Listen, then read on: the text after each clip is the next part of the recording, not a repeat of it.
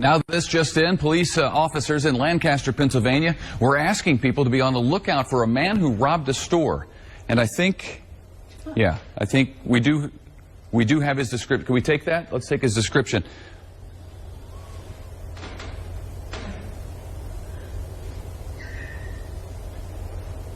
Okay. Well, certainly the suspense in Skytopia update looks really promising. I'm not gonna lie. I'm hyped. However, before that, let's see if Realm of Illusion was any good.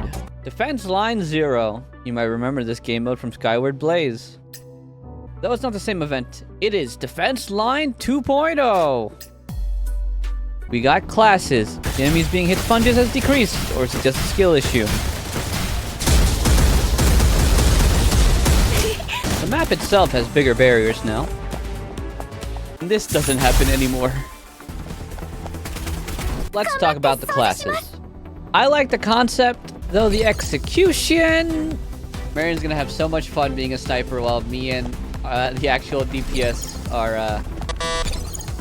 The Gatherer class itself is pretty intuitive. At any point during the match, you can just transport yourself to the upside down. Alright guys, you have fun. I'm gonna go here. Later. Collect the materials.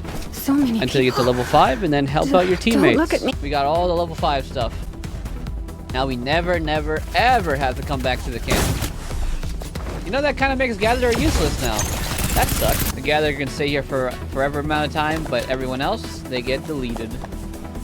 In 5, 4, 3. And I'm gone. Bye, Atchil. Have fun playing with the fire hydrant. I mean, fire extinguisher. If you play with a fire hydrant, it's something else. Now, let's talk about the greatest class of all time. The shooter. Are you winning, son?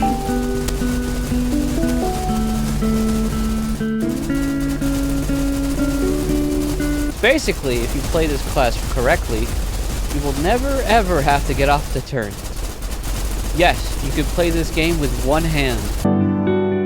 You get 300 bullets per round, and a 20% chance to replenish one bullet every time you hit something. If you have anyone on the turret, you will out DPS your entire team. Shooter is OP. Change my mind.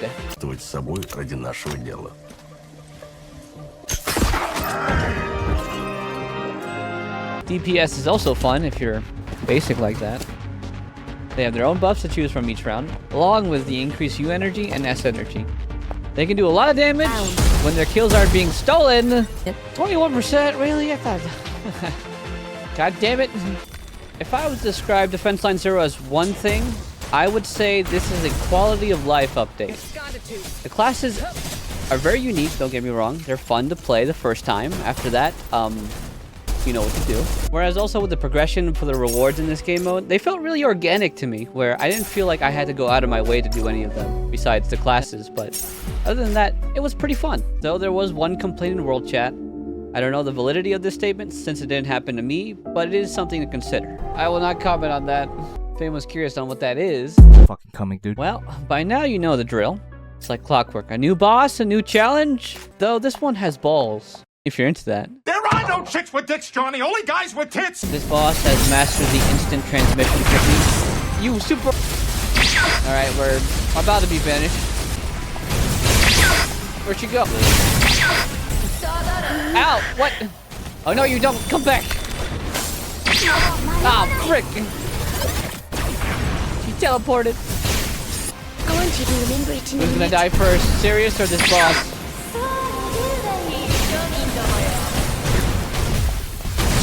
Once again, we employ the invulnerability state. At some time, seems random. It's probably a pattern, but who can say? I suck at platforming. Though, you can bypass all these skill checks by one ledge. My big IQ. This is big brain time. And then we have Brave Squad. And this time, I did Brave Squad over a period of 6 days. And I was really surprised. Most matches were under a minute to third place. Oh, okay, there it is. Except the last day. Weird. I wonder why. Well, you remember the repetitive wave stuff from the previous 2 events? Well, they finally added replayability to that silent game mode with Virtual Breach. Instead of it being a one and done mode, they added a point score that can help you progress towards rewards for that game mode, whereas the buffs even change per week.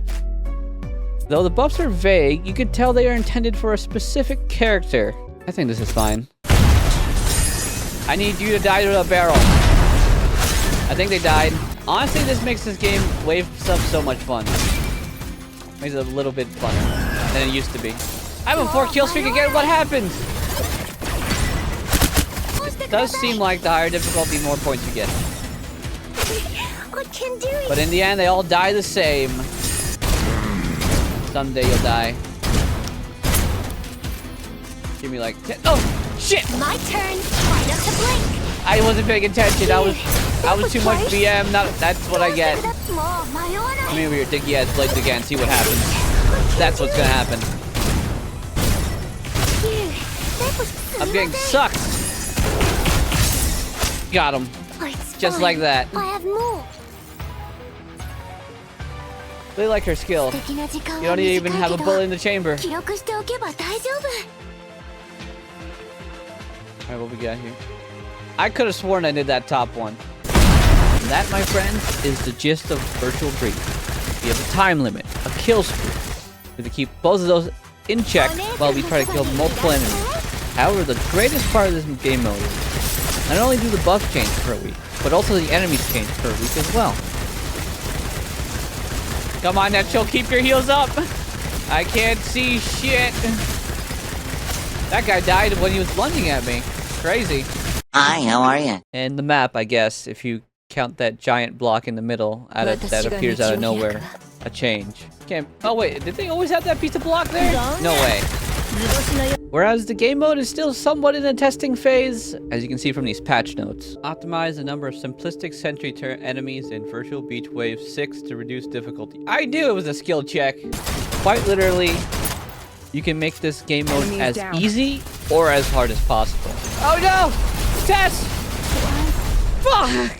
It's funny how it's like a lo-fi beat, but what I'm about to do is going to be really stressful. Then we have Heroes Game. What can we say about Heroes Game? Well, the map rotates this time, and I swear I have not seen these buffs before. Life gives us 5 Hero Game tokens, and so does Fenny. Would you look at that? But usually to get 1 Heroes Game token, you need to use 200 stamina. Tell me I did good. After tonight, the days start getting I did longer. not do well at all. Doing the Lord's work, right? Mine. Reading the patch notes has become like a guilty pleasure of mine because of the gold you can find. I'm just saying. Optimize the decorative script on Marion Swift's legs. Nice. Well, the next one to fall on my friends list, 88 days ago. We have Snowbreak, Peak of Snowbreak, Great Waifus, Adjutant Power. I think we're missing a code though. Someday. You ever realize that 4-star Sirius is looking at 5-star Sirius and she's like, man, what happened? Come on, last dance tonight. Yeah, oh yeah. You're all night. I'm gonna be honest with you here. It was probably the easiest Battlefront mode I've ever done. And to be fair, that is because I had 5-star Sirius. Legitimately heavy Battlefront is made for 5-star Sirius. But guess what? You never leave a Snowbro behind.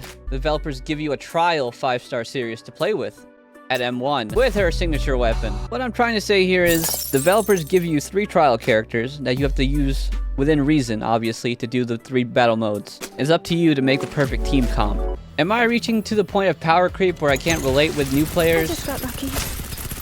Probably. I find this game mode fun. You don't get to play!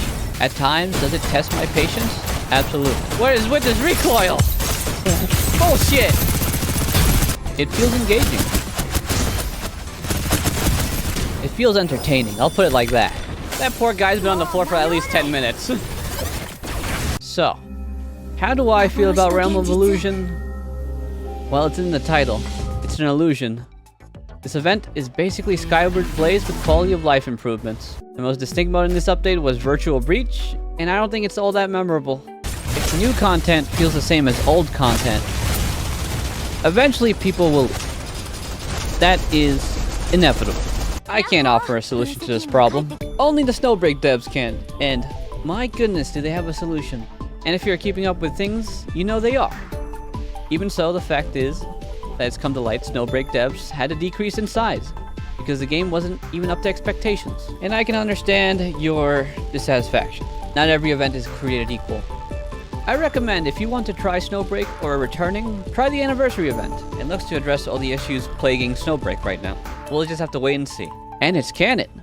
There are things I liked about Realm of Illusion, but overall, 5.